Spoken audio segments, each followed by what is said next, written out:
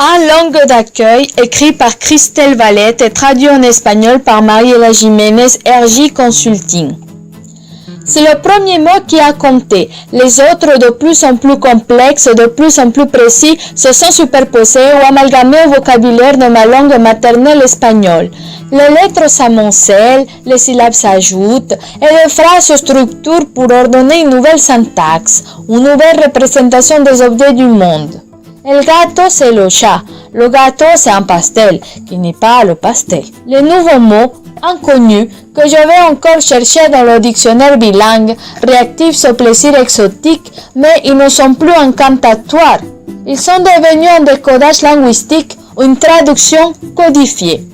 Le premier merci à la française, merci, 2 syllabes, accentuées correctement pour déclencher le sourire des Français. Dans ma pensée d'enfant migrant à 12 ans, le mot merci commença à germer bien avant sa prononciation.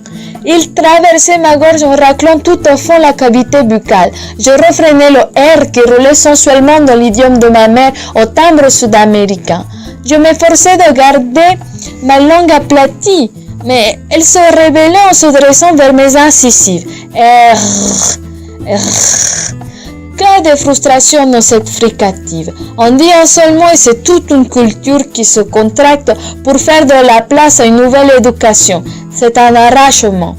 En fait, tout se fiche dans l'écrit. La ponctuation qui guide l'intonation ralentit le flot des sons sauvages. Les accents moins nombreux qu'en espagnol discriminent les E et les E. Le vertige qui s'essie à l'audition d'une phrase s'interrompt quand on la voit écrite. Les mots sont découpés, tout le sens est là, même si l'interprétation est infinie. On peut relire calmement, se reposer devant la feuille couverte de petits caractères qui vont devenir familiers. On peut savourer chaque mot, caresser ses plans et ses déliés, souligner la terminaison du verbe, isoler son sujet. Par tout un rituel, on maîtrise l'idiolecte en le domptant grâce aux outils de la langue. Peu à peu, on s'enracine dans le radical, dans les préfixes et les suffixes, dans le paradigme et les syntagmes. On lit avec satisfaction le message que la tendre professeur a formulé. Le français devient langue maternante. De Madame Nel, longtemps je n'aperçois que les lèvres légèrement colorées qui répètent inlassablement les mêmes comptines. Je suis en 6e, j'ai 12 ans et j'apprends en chantant. Les mots français deviennent mélodieux comme des mots espagnols.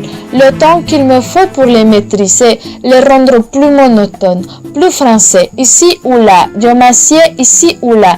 J'ai peur de mal prononcer les mots devant ces petits français que je découvre dans leur classe ordinaire au bout de seulement quelques mois. On aimerait clamer haut et fort cette phrase que l'on s'est appropriée. Prends ton livre et repose-le. Ici ou là. Sur la plaie de l'exil, la communication dépose le baume du sentiment d'appartenance à ce nouveau groupe. Mais ces mots restent seconds. Les mots d'ici me coupent chaque jour un peu plus des mots de là-bas. À la maison, mon oreille se repose d'entendre la voix de ma mère et de sa communauté. J'entends ici en sourdine la voix de ceux qui sont restés là-bas. Sur mes lèvres fatiguées par cette gymnastique intensive, je tente de dessiner le même arrondi qui frémit aux commissures de ma professeure Martine Nel. Elle se prénomme Martine, elle m'appelle Mariela, avec un air bien timbré. Je vois comment ses yeux accompagnent de subtiles expressions les phrases pour en dévoiler le sens. Comme elle est patiente, cette enseignante. Le muet à la fin des mots est comme le souffle du rondador, la flûte des pans d'Équateur, à la fin de la mélodie, un petit courant d'air qui sointe. On l'entend mais on ne le prononce pas, insiste-t-elle. Lentille, langue, France. Dans ma langue, le son E n'existe pas. Le E est un E pointu qui étire les coins de la bouche. Le E demande de relâcher ma mâchoire latino. C'est comme un soupir après un très long voyage par-dessus l'Atlantique. Le muet s'écoule comme l'écume de la vague sur le quai où j'ai débarqué il y a maintenant 15 ans. À présent, les mots sont miens. Plus personne ne m'interroge pour savoir si je suis d'ici ou de là. Le métissage s'accomplit quand disparaît la confusion des langues. Je maîtrise le lexique spécialisé du bachelier littéraire, la langue de Molière enseignée en classe préparatoire. J'ai accompli des missions d'enseignement en espagnol et en français, je suis traductrice. Mais d'une langue à l'autre, les mots ne se répondent que de biais. On aimerait en trahir le secret et les enfermer dans des formules. Devant ma table de travail, j'apprivoise les mots quotidiennement. À présent, j'ai la langue bien pondue, le verbe tenace et je n'ai fait mon métier.